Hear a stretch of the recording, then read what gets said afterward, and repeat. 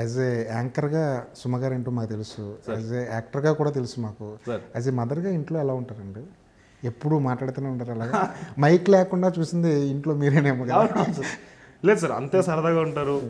And నిజంగా చెప్పాలంటే without her I'm nobody. అంటే యాజ్ అ పర్సనాలిటీ కానీ, యాజ్ అ హ్యూమన్ బీయింగ్ కానీ, నాలో ఉండే పర్సనాలిటీ ట్రేట్స్, క్యారెక్టరైజేషన్స్ కానీ, ఇప్పుడు నేను మాట్లాడే విధానం ఇవన్నీ కూడా it is only because of her.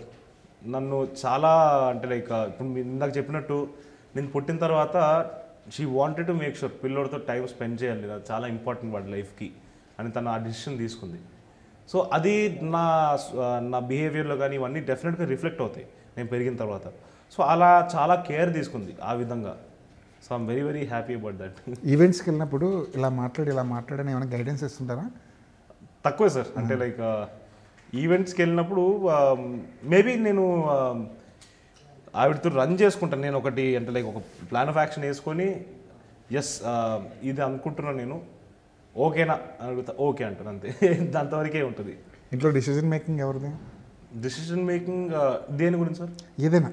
ఏదైనా ఒక ఇష్యూ మీద ఏంట్లో అయినా అమ్మగారిదేనా? అంతే కదా సార్.